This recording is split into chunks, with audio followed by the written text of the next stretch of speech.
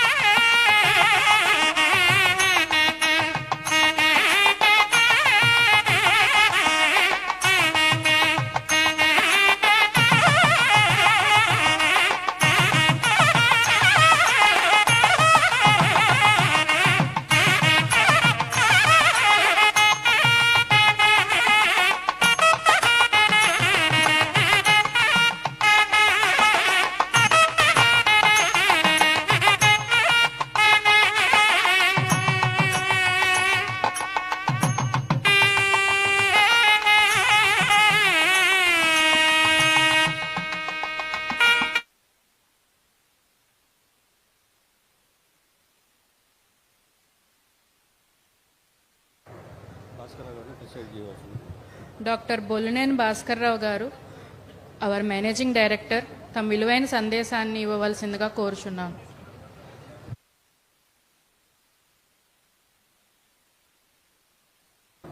వీరు కందుల దుర్గేష్ గారు, నారాయణ గారు, అచ్చెన్నాయుడు గారు, ఆనం రామనారాయణ రెడ్డి గారు, నిమ్మల రామానాయుడు గారు, గౌరవ శాసనసభ్యులు నజీర్ గారు, ఆనరబుల్ ఎమ్మెల్యే పత్తిపాడు గౌరవ రామాంజలి గారు, దామలచెర్ల జనార్దన్ గారు, Madiga welfare corporation chairman Sridevi గారు, ఈరోజు ఈ కార్యక్రమానికి వచ్చినటువంటి కిమ్స్ గ్రూపుకు సంబంధించిన డాక్టర్లందరికీ, సిబ్బందికి మనస్ఫూర్తిగా పేరు పేరున అభినందనలు. ఈరోజు ఒక వండర్ఫుల్ ఎక్స్పీరియన్స్. భాస్కర్ రావు గారు మాట్లాడుతూ ఉంటే ఇంకా మన ఆరోగ్యం గురించి ఆలోచించాల్సిన అవసరం లేదు అనే విధంగా మాట్లాడగలిగాడు. That is the marketing. చేసిన పనిని చాలా స్పష్టంగా చెప్పడం, చేయబోయే దానిపైన మళ్ళీ ప్రజల్లో ఒక మంచి అభిప్రాయం కూడా క్రియేట్ చేయాల్సిన అవసరం ఉంది. ఆయన మాట్లాడాడు. ఆయన మాట్లాడిన దానికి ప్రూఫ్ ఆఫ్ కాన్సెప్ట్ ఉంది. ఎగ్జాక్ట్గా 2000 సంవత్సరంలో నెల్లూరులో నేనే ఆ రోజు మొదటి హాస్పిటల్ ప్రారంభించాలనుకుంటున్నాను. అక్కడి నుంచి స్టార్ట్ చేశాడు. ఎగ్జాక్ట్గా 25 సంవత్సరాలు, 5000 బెడ్స్, 5-6 రాష్ట్రాల్లో విస్తరించాడు. ఈరోజు 25,000 కోట్ల రూపాయలు మార్కెట్ క్యాప్ సాధించాడు. అందుకే అన్నాను, ఎప్పుడైనా చెప్పేటప్పుడు విశ్వసనీయత ఉండాలంటే చేసి చూపిస్తే విశ్వసనీయత వస్తుంది. అది చేసి చూపించిన వ్యక్తి సంస్థ భాస్కర్ రావు గారు. అదే మరి కిమ్స్ అని చెప్పి కూడా నేను మీకు తెలియజేస్తున్నా.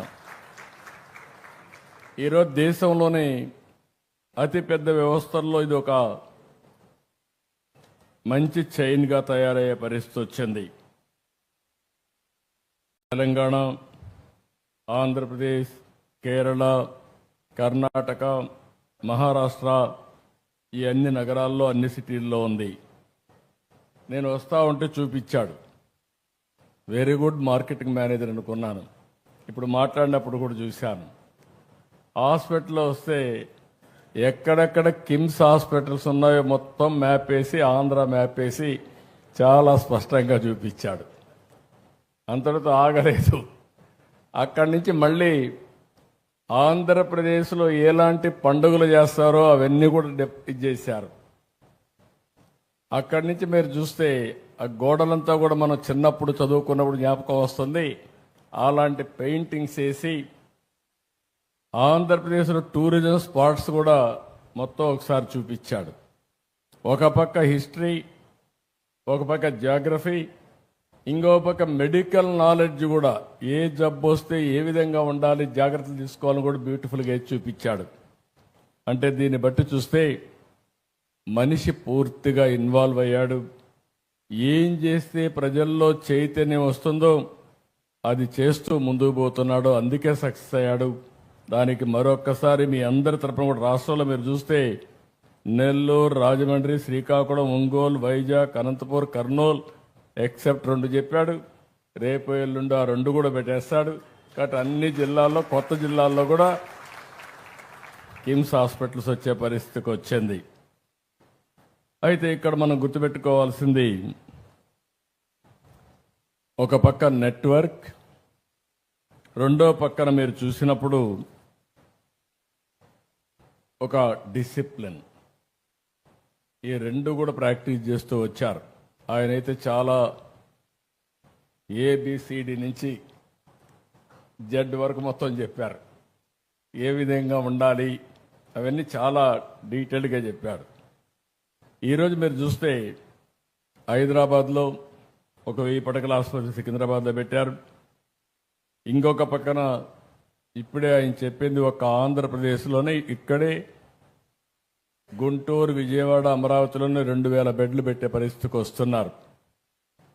ఇవన్నీ కూడా మార్కెటింగ్. అంటే ఒక విజన్ ఉండే వ్యక్తి భాస్కర్ రావు గారు అని చెప్పిన అభిప్రాయం. అది కూడా మోడల్స్, ఒక మోడల్ ఆయన చెప్పాడు. ఆ మోడల్ కూడా మీరు చూస్తే ఎంప్లాయీస్ ఎవరైతే ఇందులో పనిచేస్తున్నారో 10,000 మంది ఈ హాస్పిటల్లో పెట్టుబడులు పెట్టారు. 25,000 కోట్ల రూపాయలు మార్కెట్ క్యాప్లో ఈ 10,000 మందికి 12,000 కోట్ల రూపాయలు మార్కెట్ క్యాప్ వచ్చిందంటే ఆ రోజు పెట్టిందంతా కూడా 100 కోట్లు పెట్టారేమో. 100 కోట్లు పెడితే ఈరోజు 12,000 కోట్ల రూపాయలు మార్కెట్ క్యాప్ వచ్చిందంటే ఆయన ఒక్కడు బాగుపడడం కాదు, హాస్పిటల్లో చేరిన ప్రతి ఒక్క డాక్టర్కి, ప్రతి ఒక్కరికి షేర్ ఇచ్చాడంటే అది విజయ రహస్యం అని చెప్పి మరొకసారి మీ అందరికీ తెలియజేస్తున్నా. మనం అందరం ఒకటే ఆలోచిస్తాం, నేను బాగుంటే చాలని. కానీ సంస్థ బాగుండాలంటే అందులో పనిచేసే వ్యక్తులకు కూడా భాగస్వామ్యం ఉండాలి. అలాంటి భాగస్వామి పెట్టాడు కాబట్టి 25 సంవత్సరాలుగా 80% ఎవరైతే ఈ హాస్పిటల్లో చేరారో ఇది నా హాస్పిటల్ అనే భావన వచ్చి ఇక్కడే హాస్పిటల్లో సర్వీస్ చేసే పరిస్థితికి వచ్చారు. ఇది ఒక మంచి అనుభవం అని చెప్పి కూడా మిగిలిన పారిశ్రామికవేత్తలకు విజ్ఞప్తి చేస్తున్నా. ఇంకొక పక్కన మీరు చూస్తే ఇక్కడికి వచ్చినప్పుడు సూపర్ స్పెషాలిటీస్ అన్నీ కూడా కార్డియాక్ సైన్సెస్ కానీ, ఆంకాలజీ కానీ, neuro science, gastroenterology, orthopaedics, అవయవ మార్పిడి, కిడ్నీ కేర్, తల్లి పిల్లల సంరక్షణ, ఒక 25 సూపర్ స్పెషాలిటీస్ పెట్టారు. ఈరోజు ఇదే కాకుండా మీరు చూస్తే లేటెస్ట్ ఇంకా ఏ టెక్నాలజీస్ ఉన్నా అవన్నీ కూడా తీసుకొచ్చి శస్త్రచికిత్స అయిన తర్వాత రోగి వేగంగా కోలుకోవడానికే డావిన్సీ రోబోటిక్ సిస్టమ్ తీసుకొచ్చాడు. మోకాలు మార్పిడి కోసం రోబోటిక్ సిస్టమ్ తీసుకొచ్చారు. మెదడు కణితలు గాయాలు శస్త్రచికిత్స కోసం గామా నైఫ్ వినియోగించే పరిస్థితికి వచ్చారు. అదనపు రేడియేషన్ ప్రమాదం లేకుండా ఉండాలని ESWL, డోర్నియర్, ఇలా అనేకమైనటువంటి మెడికల్ టెక్నాలజీస్ అని తీసుకొచ్చారు. ఎప్పుడు కూడా మనం ఒకటి గుర్తుపెట్టుకోవాలి, నాలెడ్జ్ అనేది డాక్టర్సే ప్రొవైడ్ చేయగలుగుతారు. అదే సమయంలో టెక్నాలజీ వచ్చింది. ఈరోజు నేను కూడా ఒక పిలిపిచ్చాను అందరికీ.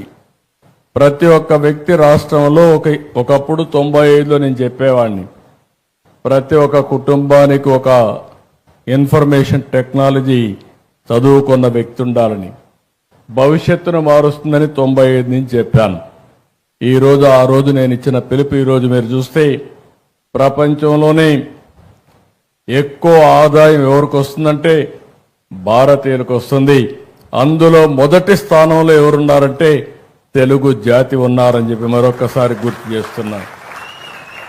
95 నేను మాట్లాడింది ఐటీ మాట్లాడాను. ఈరోజు నేను మాట్లాడేది ఏఐ మాట్లాడుతున్నా, ఆర్టిఫిషియల్ ఇంటెలిజెన్స్ మాట్లాడుతున్నా. ప్రతి ఒక్క వ్యక్తి ఏఐ ఉపయోగించుకోవాలి, లేకపోతే ఏఐ ద్వారా యూస్ కేసెస్ తయారు చేసే సామర్థ్యాన్ని పెంచుకోవాలి. ఇదేం పెద్ద బ్రహ్మ విద్య ఏం కాదు. మన పిల్లలందరూ బాగా తయారయ్యారు. ప్రపంచాన్ని శాసించబోయేది భవిష్యత్తులో ఏఐ శాసిస్తుంది. ఆ విషయం కూడా మీరు గుర్తుపెట్టుకోవాల్సిన అవసరం ఉంది. ఈరోజు మీరు ఒకసారి చూస్తే ఇక్కడ ఉండే హాస్పిటల్లో కూడా ఒక 20కి పైగా అతి కీలకమైన వైద్య సేవలు అందిస్తున్నారు. నేను అందుకే డాక్టర్స్ అందరూ మీరు ఇక్కడ ఉన్నారు. డేటా అనేది నెట్వర్క్ హాస్పిటల్స్ కాబట్టి దేశం మొత్తం అనేకమైన డిసీజులకు కావలసిన డేటా అంతా కూడా హిస్టారికల్ డేటా ఉంటుంది. భవిష్యత్తులో ఒక హాస్పిటల్దే కాదు సంపద. భాస్కర్ రావు కిమ్స్లో మీరు చూస్తే దేశంలో ఎవ్వరి దగ్గర లేని డేటా, ప్రపంచంలో ఎవ్వరి దగ్గర లేని డేటా కిమ్స్ దగ్గర ఉంటుంది. డేటా వెల్త్ అని చెప్పి మీ అందరికి తెలియజేస్తున్నా. రేపు రాబోయే రోజుల్లో సంపద మన దగ్గర ఎన్ని కోట్లు ఉన్నాయని కాదు, నా హాస్పిటల్ ఈరోజు మార్కెట్ వాల్యూ ఎంత ఉందని కాదు, నా దగ్గర ఎంత డేటా ఉంటే ఆ డేటాను ఉపయోగించుకుని ఆర్టిఫిషియల్ ఇంటెలిజెన్స్ చేస్తే నిర్ణయాలు 100% పర్ఫెక్ట్గా వస్తాయి. నిర్ణయాలు సరిగా ఉంటే డబ్బులు సంపాదించడం చాలా సులభం అవుతుందని చెప్పి కూడా నేను మీకు తెలియజేస్తున్నా. అతి తొందరలోనే డేటా కింగ్గా హెల్త్లో భాస్కర్ రావు తయారు కాబోతున్నాడని చెప్పి కూడా నేను మీకు తెలియజేస్తున్నా. అంటే ఒకసారి డేటా వచ్చిన తర్వాత ఇంకొక పక్కన మీరు చూస్తే రియల్ టైం డేటా అన్ని ఐఓటీలు వచ్చేసాయి, వేరబుల్స్ వచ్చేసాయి. ఈరోజు హాస్పిటల్లో డాక్టర్లు కూడా మీరు చూస్తే ఆపరేషన్ చేస్తా ఉంటే ఏఐ ద్వారా మీకు మొత్తం గైడ్ చేసే పరిస్థితికి వచ్చింది. నువ్వు ఇక్కడ తప్పు చేస్తున్నావు, ఇది కరెక్ట్గా చేయి, ఇక్కడే ప్రేషన్ ఉంది, ఇక్కడ చేయాలని చెప్పి మిమ్మల్ని గైడ్ చేసే పరిస్థితికి వస్తూ ఉంది. దీనివల్ల ఏం జరుగుతుందని మీరు ఆలోచిస్తే ఈ డేటా, ఈ యొక్క గైడెన్స్ వల్ల మామూలు డాక్టర్ కూడా ఎక్స్ట్రాడినరీ ఆపరేషన్ చేసే పరిస్థితికి వస్తున్నాడు. అలాంటి నాలెడ్జ్ వచ్చేది మనం గుర్తుపెట్టుకోవాల్సిన అవసరం ఉంది. అందుకే నేను ఒకటే చెప్తున్నా, డెడ్లీ కాంబినేషన్ టెక్నాలజీస్ అన్నీ కూడా సౌండ్గా వచ్చాయి. ఇంకొక పక్క నాలెడ్జ్ కూడా మెచ్యూరిటీ వచ్చింది, డేటా కూడా వచ్చే పరిస్థితి వచ్చింది. రియల్ టైం అప్లికేషన్ చేయడానికి ఆర్టిఫిషియల్ ఇంటెలిజెన్స్ కానీ, మళ్ళీ ఆర్టిఫిషియల్ ఇంటెలిజెన్స్ ద్వారా మీరు ఎక్కడున్నా మీకు నాలెడ్జ్ ప్రొవైడ్ చేయడం రియల్ టైంలో జరిగే పరిస్థితి వచ్చింది. అందుకే భవిష్యత్తులో భారతీయులు నాకు ఏమాత్రం మనం లేదు, అద్భుతాలు సృష్టించబోతున్నారని మరొక్కసారి ఈ సభలో మీ అందరికీ విజ్ఞప్తి చేస్తున్నా. అయితే దీనికి కావాల్సింది మనమందరం కూడా ఆ డైరెక్షన్లో ఆలోచించాలి. ఒకప్పుడు హాస్పిటల్ లేని పరిస్థితి. 82 మా ఫాదర్ ఇన్ లా గౌరవనీయులు ఎన్టీ రామారావు గారు, ఆ రోజు ఆయన ఆపరేషన్ చేసుకోవాలంటే అమెరికాకు పోయి హార్ట్ ఆపరేషన్ చేసుకొని వచ్చాడు. అదే మారుగా మా అత్తగారు అయినటువంటి వసతారం గారిని చూస్తే ఆవిడ క్యాన్సర్ వస్తే ఆ రోజు 2 హాస్పిటల్, ఒకటి బాంబేలో ఒక హాస్పిటల్ ఉండేది టాటా, రెండోది అడయారులో ఒకటి. ఈరోజు మీరు చూస్తా ఉంటే క్యాన్సర్ కోసం అనేక హాస్పిటల్ వచ్చాయి. అదే ఎన్టీ రామారావు గారి కోరిక. ఆవిడ పేరుతో ఒక హాస్పిటల్ పెట్టాలని చెప్పి బసవ తారకం క్యాన్సర్ హాస్పిటల్ ఆ రోజు ప్రారంభించారు. ఈరోజు బాలకృష్ణ గారు ఆ హాస్పిటల్ సమర్థవంతంగా నిర్వహించే పరిస్థితికి వచ్చాడు. నేను ఎందుకు ఆ మాట చెప్పానంటే ఈరోజు అన్ని హాస్పిటల్స్లో ఈరోజు ఎక్కడికక్కడ మన వాళ్ళు చాలా సమర్థవంతంగా వచ్చే పరిస్థితికి వచ్చింది. ఇంకా రాను రాను జెనెటిక్స్ టెస్ట్ కూడా, జెనెటికల్ టెస్టులు చేసిన తర్వాత ఏ వ్యక్తికి ఎలాంటి డిసీజెస్ భవిష్యత్తులో రాబోతాయో ముందుగానే ప్రిడిక్ట్ చేసేస్తున్నాం. అది ప్రిడిక్ట్ చేసినప్పుడు దానికి ప్రివెంటివ్గా ఏం చేయాలనో అవన్నీ కూడా చేసే పరిస్థితికి వస్తున్నాం. అంటే మనం ఊహించిన పరిణామాలు ఇవన్నీ.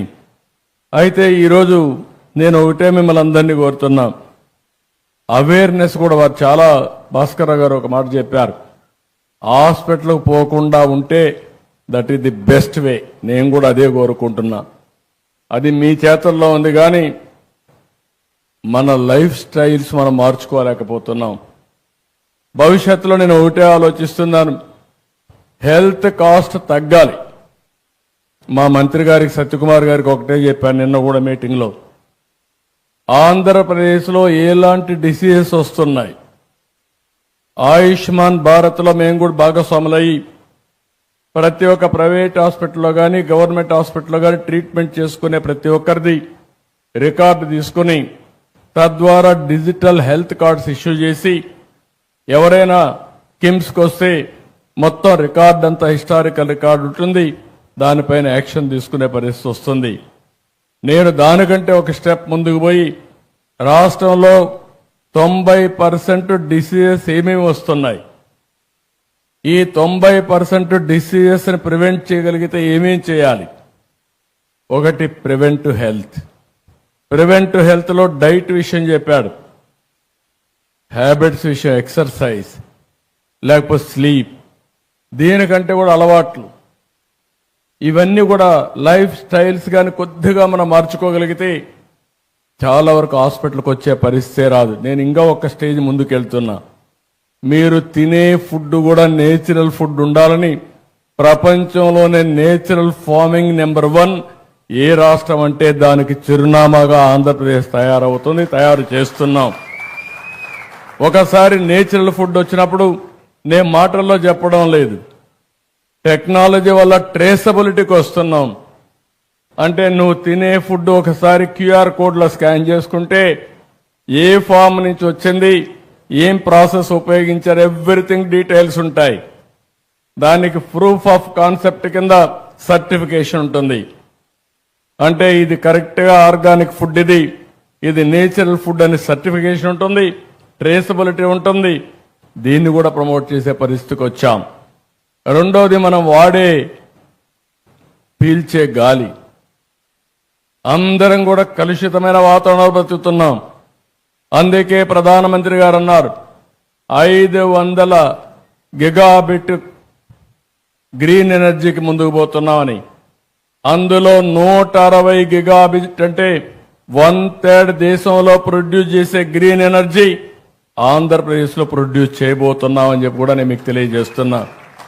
దీనివల్ల లాభాలు ఏమిటని మీరు ఆలోచిస్తే, ప్రతి ఒక్క ఇల్లు, ఇంటి పైన సోలార్ ఉత్పత్తి చేసుకునే పరిస్థితి వస్తుంది. దానిపైన మా గ్రిడ్ అంతా కూడా డిమాండ్ సప్లై కింద పనిచేస్తాం. పేదవాళ్ళకి ఇది ఎంతో ఉపయోగపడుతుంది. కరెంటు ఛార్జీలు కట్టే పని ఉండదు. ఒకవేళ అదనంగా కరెంటు ఉత్పత్తి చేస్తే మీరు గ్రిడ్కి ఇవ్వచ్చు.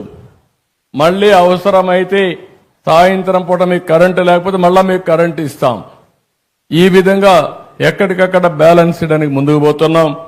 నా ఆలోచన ఒకటే, వీలైనంత తొందరలో పెట్రోల్ డీజిల్ వాడకుండా ప్రతి ఒక్కరూ ఎలక్ట్రికల్ వెహికల్స్ వాడే రోజు రావాలని, మీ ఇంట్లోనే మీరు ఛార్జ్ చేసుకునే పరిస్థితి రావాలని చెప్పి మనస్ఫూర్తిగా ఆకాంక్షిస్తున్నా. దానికి కూడా శ్రీకారం చుడతాం. దీనివల్ల ఎయిర్ పొల్యూషన్ టోటల్గా కంట్రోల్ అయ్యే పరిస్థితి వస్తుంది. ఫుడ్ కంట్రోల్ చేయగలిగితే చాలా బెనిఫిట్స్ వస్తాయి. అదే మాదిరిగా మా నారాయణ గారు ఇక్కడే ఉన్నారు, ఆయనకి చెప్పాను, మొత్తం గార్బేజ్ అంతా క్లీన్ చేయడం కానీ, నగరాల్ని పరిశుభ్రంగా పెట్టే బాధ్యత అటు మున్సిపల్ అడ్మినిస్ట్రేషన్ పైన ఉంది. అది సాలిడ్ వేస్ట్ మేనేజ్మెంట్ కావచ్చు, లిక్విడ్ వేస్ట్ మేనేజ్మెంట్ కావచ్చు, పరిశుభ్రత కావచ్చు. ఇవన్నీ చేయగలిగితే కిమ్స్ మీరు చూస్తే 25 ఏళ్ళు, హైదరాబాద్ మీరు చూస్తే 25 ఏళ్ళు. నేను ఆ రోజు ఐటీ గురించి మాట్లాడితే గతాళు చేశారు. తిండి పెడుతుందా అన్నారు. ఇప్పుడు వస్తా ఉంటే చిన్న చిన్న కుర్రవాళ్ళు సెల్ ఫోన్ పట్టుకొని చూపిస్తూ నాకు జేజేలు పలికే పరిస్థితికి వచ్చారు. అది చూసినప్పుడు నాకు అనిపిస్తుంది, నిన్నే మేము డిస్కస్ చేసాం మా కలెక్టర్స్ కాన్ఫరెన్స్ లో, మీరు ఏ ఆఫీసుకు పోయే పని లేకుండా వాట్సాప్ లోనే అన్ని సేవలు అందించే పరిస్థితి తీసుకొస్తున్నాం. నీకు ఏ సర్టిఫికెట్ కావాలన్నా, ఏ పని కావాలన్నా ఒక వాట్సాప్ ద్వారా, మీరు ఒక టెంపుల్కు పోవాలన్నా, ఒక ఎంఆర్ఓ నుంచి సర్టిఫికెట్ తీసుకోవాలన్నా, ఒక సినిమాకు పోవాలన్నా, రేపు రాబోయే రోజుల్లో కిమ్స్ హాస్పిటల్లో బెడ్ బుక్ చేసుకోవాలన్నా వాట్సాప్ గ్రూప్లోనే బుక్ చేసుకునే పరిస్థితికి వస్తారు. అంటే మొట్టమొదటిసారిగా నేను ఆలోచించేది, గవర్నమెంట్ ఆలోచిస్తున్నా, ప్రైవేట్ సేవలు కూడా ఇంటిగ్రేట్ చేస్తే ఇంకా మీరు ఎక్కడికి పోయే పని లేదు, మీ ఫోన్ ద్వారానే అన్ని పనులు అయిపోయే పరిస్థితి వస్తుంది. ఇలాంటి వినూత్నమైన ఇంకొక పక్కన మీరు చూసినప్పుడు మా గవర్నమెంట్ను కూడా ప్రైవేట్ వాళ్ళు ఎంత సమర్థవంతంగా గ్యారప్ చేస్తున్నారో, గవర్నమెంట్లో కూడా కంప్యూటరైజేషన్ చేసి ఎక్కడికక్కడ సమర్థమైన సుపరిపాలన ఇవ్వడానికి ముందుకు పోతున్నాం. అందుకే నేను ఒక మాట చెప్పాను, నేను చేసే పని 2047 స్వర్ణాంధ్రప్రదేశ్, నరేంద్ర మోడీ గారి విధానం వికసిత్ భారత్ 2047. స్వర్ణాంధ్రప్రదేశ్ వికసిత్ భారత్కి అనుసంధానం చేసుకుంటూ ముందుకు పోవాల్సిన అవసరం ఉంది. అదే సమయంలో నేను ఒకటే ఆలోచిస్తున్నాను, వెల్తీ, హెల్తీ, హ్యాపీ సొసైటీ. ప్రతి ఒక్క వ్యక్తి డబ్బులుండాలి, ఆరోగ్యంగా ఉండాలి, ఆనందంగా ఉండాలి. అప్పుడే ఆరోగ్యం వస్తుంది, అప్పుడే ఆదాయం వస్తుంది. ఈ మూడు కూడా కలుపుకొని అలాంటి సమాజాన్ని క్రియేట్ చేయడం కోసం ముందుకు పోతున్నామని చెప్పి కూడా నేను మీకు తెలియజేస్తున్నా. అందుకనే ప్రభుత్వంలో కూడా మొత్తం డేటా తీసుకున్న తర్వాత మెడికల్ కాస్ట్ ఎట్ట తగ్గించాలని ఆలోచిస్తున్నాం. ఈరోజు పేద కుటుంబాలన్నీ చితికిపోతున్నాయి. ఓసారి బాధేస్తుంది, ఓసారి ఆరోగ్యం మాట్లాడుతున్నాం, ప్రోగ్రెస్ చూసి ఆనందపడుతున్నాం. ఓసారి ఒక్కొక్క పేషెంట్కి 60 లక్షలు, 70 లక్షలు, ₹1,00,00,000 మెడికల్ బిల్లు వచ్చే పరిస్థితి వస్తా ఉంది. చాలా మంది ఆస్తులు అమ్ముకొని కూడా ప్రాణాలు కాపాడుకోవడానికి కష్టపడి ముందుకు పోయే పరిస్థితి వస్తున్నారు. ఓసారి బతుకుతున్నారు, ఒకసారి చనిపోతున్నారు. కానీ చనిపోయిన తర్వాత ఆ ఫ్యామిలీని చూస్తే ఫైనాన్షియల్గా చితికిపోయే పరిస్థితికి వస్తున్నారు. ఇవన్నీ దృష్టిలో పెట్టుకుని ఎలాంటి మెకానిజం మనం తీసుకురాగలుగుతాం, పేదవాళ్ళ ఆరోగ్యాన్ని ఏ విధంగా కాపాడుతాం, అందరికీ ఆరోగ్య ఖర్చుల్ని ఏ విధంగా తగ్గించగలుగుతామో దీనిపైన మేధావులందరూ ఆలోచించాల్సిన అవసరం ఉంది. నేను కూడా ఆలోచిస్తున్నా. ఈరోజు హాస్పిటల్లో కూడా ఇంకొక విషయం కూడా, ఇక్కడ డాక్టర్స్ ఉన్నారు, కొంతమంది ప్రైవేట్ మెడికల్ కాలేజెస్ కూడా ఉన్నాయి. మీరందరూ కూడా శ్రద్ధ పెట్టాలి. మీరు మీ హాస్పిటల్ మేనేజ్మెంట్ ఎంత ముఖ్యమో సమాజం కూడా అంతే ముఖ్యం. ప్రివెంటివ్ హెల్త్ గురించి మీ అందరి బాధ్యత. ప్రజా చైతన్యం తీసుకురావాల్సిన అవసరం ఉంది. అదే సమయంలో రియల్ టైం మానిటరింగ్ కూడా. చీటికి మాటికి మీరు హాస్పిటల్ అందరినీ పేషెంట్లు చేర్చి తద్వారా వాళ్ళకు రూమ్ రెంట్లు వేసి విపరీతంగా భద్ర పెంచేసే పరిస్థితికి వస్తున్నారు. ఈరోజు వేరబుల్స్ వచ్చాయి. ఏ డిసీజ్ వచ్చినా ఆయన ఇంటి దగ్గర ఉంటే మీరు ఇక్కడి నుంచి మానిటర్ చేసి అవసరమైనప్పుడు అతను హాస్పిటల్ షిఫ్ట్ చేసే మెకానిజం వస్తూ ఉంది. అంబులెన్సెస్ ఉన్నాయి. అంబులెన్సెస్ కూడా మనకు కావలసిన ఎక్విప్మెంట్ అంతా పెట్టే పరిస్థితికి వస్తున్నాం. అందుకనే అందరం కూడా ఆలోచించుకోవాల్సింది, రాబోయే రోజుల్లో మానిటరింగ్ కూడా పేషెంట్ ఎక్కడుంటే అక్కడ చేసి అవసరమైతే హాస్పిటల్ తీసుకురావడం, అవసరమైతే ఆపరేషన్లు చేసే పరిస్థితి రావాలి. అప్పుడే కాస్ట్ తగ్గించగలుగుతాం.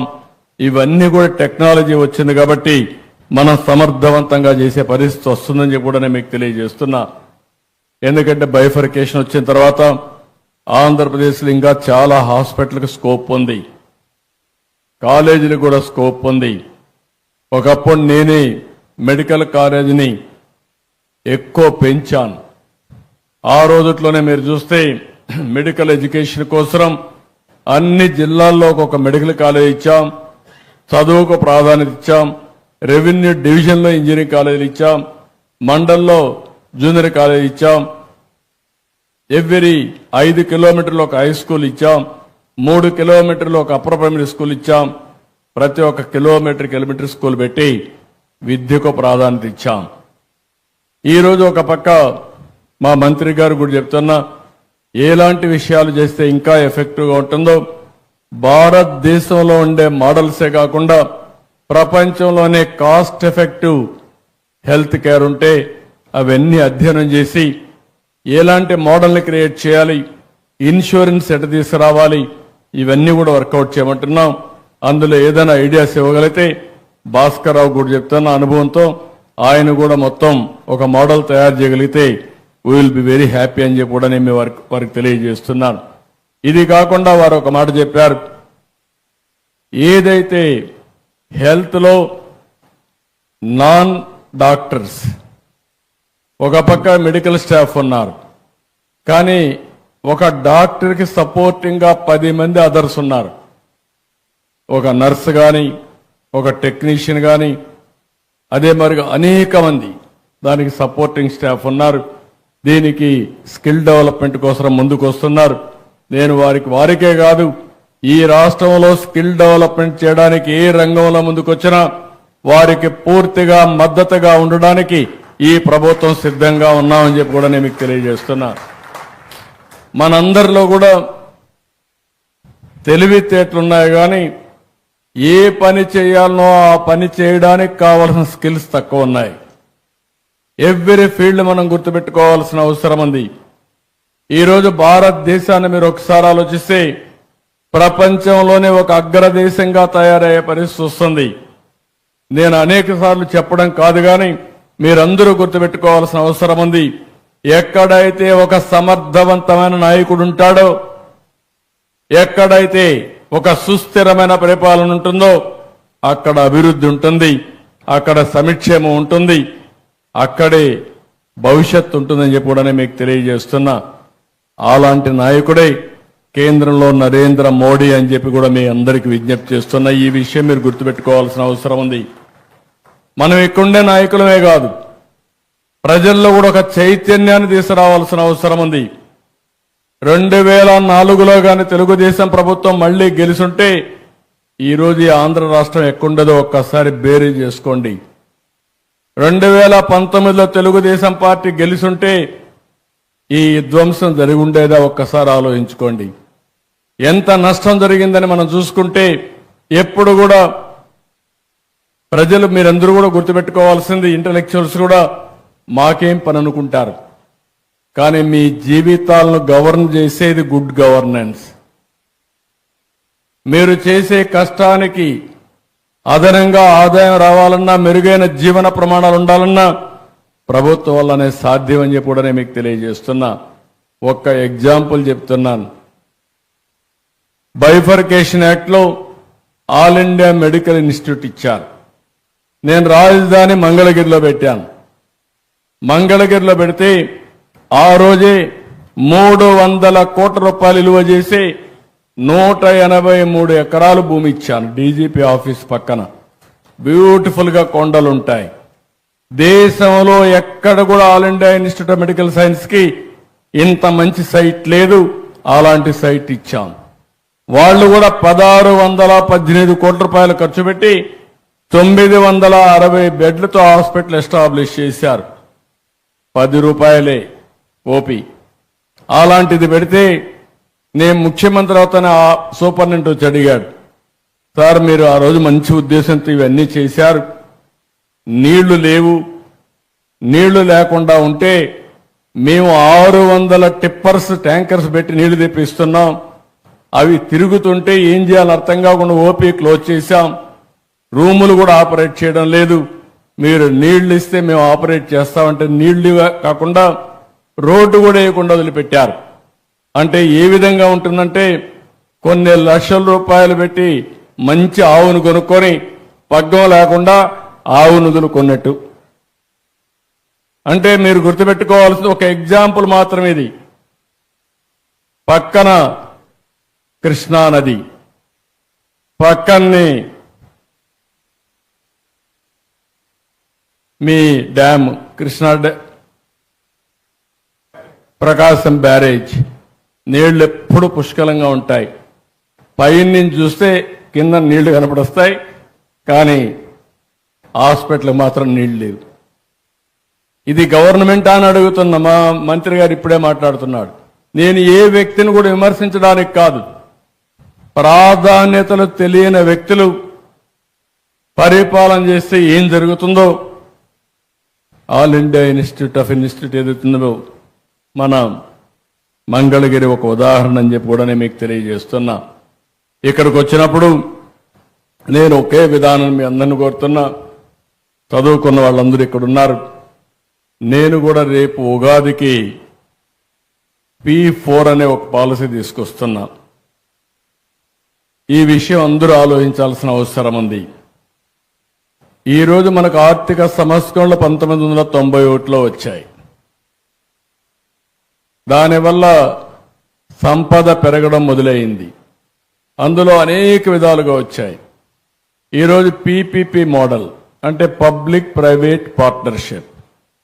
ఒక రోడ్డు, ఒక ఎయిర్పోర్టు, ఒక పోర్టు, లేకపోతే టెలికాం కంపెనీ, ఒక పవర్ జనరేషన్, ఇవన్నీ కూడా అందులోనే వస్తున్నాయి. దీనివల్ల ప్రజలకు బెనిఫిట్ వచ్చింది, కాస్ట్ తగ్గింది. ఎవరైతే ఆ సర్వీసెస్ ప్రొవైడ్ చేస్తారో వాళ్ళందరికీ ఆదాయం పెరిగింది. అందులోనే హాస్పిటల్స్ కూడా వస్తున్నాయి. అదే సమయంలో ఈరోజు చూస్తే ఆర్థిక అసమానతలు పెరిగిపోతున్నాయి. అందులో నేను భాస్కర్ రావు గారిని అందుకే అభినందించాను. నేను ఏదైతే P4 మాట్లాడానో దాంట్లో కొంతవరకు వారు ఒక మంచి పని చేశారు. 20,000 మంది ఉద్యోగస్తులుంటే కిమ్స్ హాస్పిటల్లో మొత్తం 10,000 మందికి వాటాలు ఇచ్చారు. అంటే 10,000 మందికి 12,000 కోట్ల రూపాయలు ఆదాయం పెరిగింది. పెట్టుబడి పెట్టింది 100 కోట్లు. ఈరోజు మీ ఆదాయం 12,000 కోట్లంటే నేను అనుకున్న PPPలో అది కూడా ఒక మార్గం. కానీ అక్కడ చాలా మంది పేదవాళ్ళు ఉన్నారు. పేదవాళ్ళల్లో ఆ రోజు సరిగా జరగకుండా, లేకపోతే నమ్మకం లేకుండా పెట్టుబడి పెట్టలేకపోతున్నారు. ఎవరైతే అందులో పెట్టుబడి పెడుతున్నారో భవిష్యత్తు చూడగలిగిన వాళ్ళే పెడుతున్నారు. వాళ్ళకే లాభాలు వచ్చే పరిస్థితి వస్తూ ఉంది. అందుకే నేను సమాజానికి ఒక బాధ్యత తీసుకుని P4 అంటే పబ్లిక్ ప్రైవేట్ పీపుల్ పార్ట్నర్షిప్ తీసుకుని హై నెట్వర్త్ ఇండివిజువల్స్ అంతా పేదవాళ్ళని అడాప్ట్ చేసుకునే మార్గం చూడాలి. టాప్ లో ఉండే 10%, బాటంలో ఉండే 20% అడాప్ట్ చేసుకుని సమాజం మనకి స్థాయి ఇచ్చింది. ఈ స్థాయికి మనం రాగలిగాం. కనీసం మన జీవితంలో మన బాధ్యతగా తీసుకుని నేను ఒకప్పుడు జన్మభూమి పెట్టాను, ఇప్పుడు P4 అంటున్నాను. కనీసం మీరు మీ జీవిత కాలంలో మీ కుటుంబం కోసమే కాకుండా, మీకోసమే కాకుండా సమాజం కోసం బతికే విధంగా ఒక 10 మందినో 20 మందినో 50 మందినో పైకి తీసుకొచ్చే కార్యక్రమానికి శ్రీకారం చుట్టడానికి P4 పాలసీ తీసుకొచ్చానని చెప్పి కూడా మీకు తెలియజేస్తున్నా. అసమానతలు తగ్గాలి, పేదరికం పోవాలి. మొదటి విడతగా జీరో పావర్టీ మాట్లాడుతున్నాను. జీరో పావర్టీ అయిన తర్వాత ప్రభుత్వం ఇవ్వాల్సిన అంత డబ్బులు ఇస్తాం. వాళ్లకు డబ్బులు లేక కాదు, ఆ సమయంలో నిర్ణయాలు తీయడంలో చాలా ఫెయిల్ అవుతున్నారు. ఈరోజు భాస్కర్ రావు గారు మెరుగైన నిర్ణయాలు చేయగలుగుతున్నారు. దానికి కారణం ఆయన సక్సెస్ అయ్యాడు. ఆయనకు ఎప్పటికప్పుడు అనుభవం పెరిగింది, నాలెడ్జ్ పెరిగింది. కాబట్టి ఆయన తీసుకున్న నిర్ణయాలన్నీ ఉపయోగపడే పరిస్థితికి వస్తున్నాయి. ఈరోజు 20,000 మంది ఉద్యోగాలు పెట్టాడు. 25,000 కోట్ల రూపాయలు మార్కెట్ క్యాప్ పెంచాడు. కనీసం అలాంటి వ్యక్తులు కూడా ఒక 500, 100 మందో 1000 మందినో P4 కింద తీసుకుని మనతో సమానంగా కాకపోయినా ఆర్థికంగా పైకి తీసుకొచ్చి సమాజంలో ఆర్థిక అసమానతలు తగ్గించడానికి తోడ్పాటు ఇవ్వాల్సిందిగా విజ్ఞప్తి చేస్తున్నా. డబ్బులనేటి లెక్కల్లో పెట్టుకుంటే లాభం లేదు, బ్యాంకుల్లో పెట్టుకుంటే లాభం లేదు. పేదవాడు తినడానికి తిండి లేకుండా, సమయానికి ఆరోగ్యాన్ని మెరుగుపరుచుకోవాలని డబ్బులు లేకపోతే ఆ వ్యవస్థ కరెక్ట్ కాదనేది నా అభిప్రాయం. అందుకే నేను ఆర్థిక సంస్కరణల్ని ఎక్కువగా మాట్లాడి ప్రమోట్ చేసిన దాంట్లో మొదటి వ్యక్తిని భారతదేశంలో నేనే అని చెప్పి కూడా మీకు తెలియజేస్తున్నా. ఇప్పుడుగా 95 నుంచి ఐ బిలీవ్డ్ ఇట్. సంపద సృష్టించాలి. సంపద సృష్టించిన తర్వాత సంపదని పేదవాళ్లకు తీసుకుపోవడానికి మనం పనిచేయాలి. అదే సమయంలో టెక్నాలజీ మాట్లాడాను. ఈరోజు టెక్నాలజీ కూడా మెచ్యూరిటీ వచ్చింది. ఈరోజు టెక్నాలజీని ఉపయోగించుకుని మనం కానీ ఈ ఆర్థిక అసమానతలు తగ్గించే విధానానికి తీసుకురాగలిగితే అది శాశ్వతం. అదే రాజకీయ నాయకులుగా మేము చేయాల్సిన పని. అలాంటి పబ్లిక్ పాలసీ తీసుకొస్తామని చెప్పి కూడా నేను మీకు తెలియజేస్తూ, ఈరోజు నా యొక్క మనసులో ఉండేదాన్ని కొంతవరకు భాస్కర్ రావు గారు చేయగలిగారు. వారిని మనస్ఫూర్తిగా అభినందిస్తున్నా. ఈ మోడల్ని ఇంకా పర్ఫెక్ట్ చేయాల్సిన అవసరం ఉంది.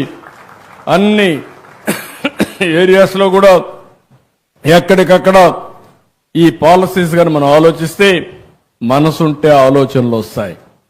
అట్లా కాకుండా స్వార్థం పెరిగితే మన ఆలోచనలు కూడా కుచించకపోయే పరిస్థితి వస్తుంది. అందుకే ఈరోజు ఈ మీటింగ్లో చాలా స్పష్టంగా ఇంకోటి కూడా ఆలోచించాం. అవసరమైతే 175 నియోజకవర్గాలు ఉన్నాయి. మా మంత్రిని కూడా కోరుతున్నాం. 175 నియోజకవర్గంలో ప్రతి ఒక్క నియోజకవర్గం హెడ్ క్వార్టర్లో ఒక మంచి హాస్పిటల్ ఇవ్వడానికి ఎలాంటి పాలసీ తీసుకొస్తే ఒక 300 బెడ్లతో మల్టీ సూపర్ స్పెషాలిటీ కాకపోయినా ఒక స్పెషాలిటీ హాస్పిటల్ పెట్టి ఎక్కడికక్కడ ఏ పేషెంట్ రావాలన్నా ఒక గంటలో హాస్పిటల్కి వచ్చే వైద్య సదుపాయాన్ని ఏర్పాటు చేయాల్సిన బాధ్యత ఉంది. ఇప్పుడు ఉండేటన్ని చూసుకుంటాం. గ్యాప్లుంటే ఒక పాలసీ తీసుకొస్తాం. ప్రతి ఒక్కరికి రాష్ట్రంలో మెరుగైన సేవలు అందించడానికి, మెరుగైన వైద్యాన్ని అందించడానికి ఎలాంటి పాలసీలు దేవాలో పాలసీలు తీసుకొస్తాం. ప్రభుత్వం కూడా దీని మీద ఎక్కువ డబ్బులు ఖర్చు పెట్టి మీ ఆరోగ్యాన్ని కాపాడడానికి అన్ని విధాల ముందుకు పోతామని చెప్పి కూడా నేను మీకు తెలియజేస్తూ, ఇవన్నీ జరగాలంటే ఒక్క ప్రభుత్వమే కాదు, ప్రైవేటు భాగస్వామ్యం కూడా ముఖ్యం. ప్రైవేటు భాగస్వామ్యం అవసరం. అదే సమయంలో ప్రైవేటు వ్యక్తులు కూడా బాధ్యతగా ఆలోచించాల్సిన అవసరం ఉంది. లాభాలు ఒక యాంగిల్ అయితే ఏ వ్యాపారం చేసినా నష్టంతో మనం వ్యాపారం చేయలేం. ఆ వ్యాపారం సర్వైవ్ కాదు. కానీ లాభాల పేరుతో మీ అసమర్థతతో ప్రజల మీద భారం వేసే పరిస్థితి వస్తే అది కూడా సమాజానికి మంచిది కాదు. ఎఫిషియన్సీ పెరగాలి, కాస్ట్ తగ్గాలి. అదే ఈరోజు రిఫార్మ్స్ ఫలితం అని చెప్పి కూడా నేను మీకు తెలియజేసుకుంటూ, కాబట్టి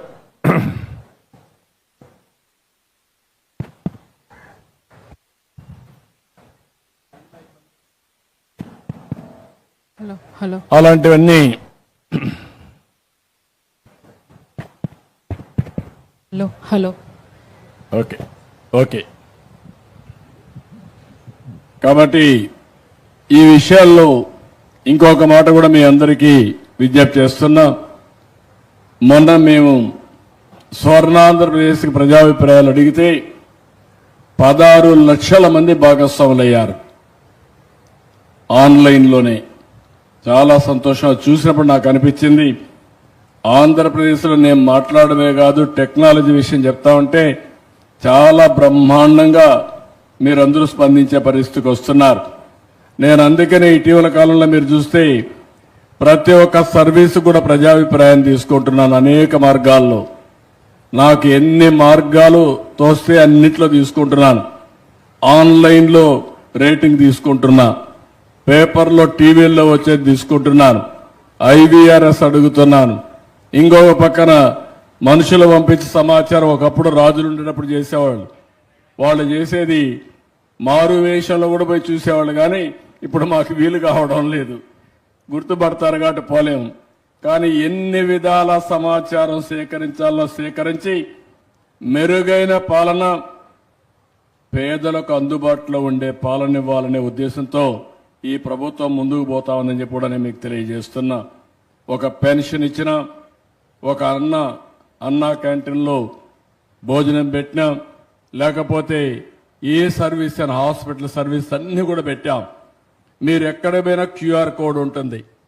భవిష్యత్తులో మీ బస్సుల్లో కూడా ఉంటాయి. అదే మరి హాస్పిటల్లో ఉంటుంది. మీరు ఎవరైనా సరే ఫ్రీగా మీ అభిప్రాయాలు తెలియజేయాలంటే ఆ క్యూఆర్ కోడ్ ద్వారా మీ అభిప్రాయాలు తెలియజేయండి. ఆటోమేటిక్గా ఇవన్నీ కూడా రాష్ట్ర ప్రభుత్వానికి వస్తాయి.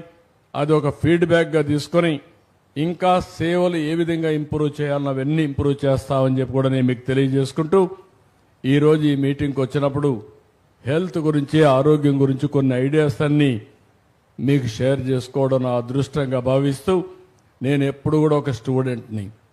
ఈరోజు భాస్కర్ రావు గారు చెప్పిందంతా విన్నాను. చాలా వరకు అనిపించింది, ఒక వ్యక్తి 25,000 కోట్ల రూపాయలు మార్కెట్ క్యాప్ 25 ఏళ్ళు సంపాదిస్తే నేను ఈ రాష్ట్రానికి ఏం చేయగలుగుతానని చెప్పి ఆలోచిస్తున్నాను. అది నా యొక్క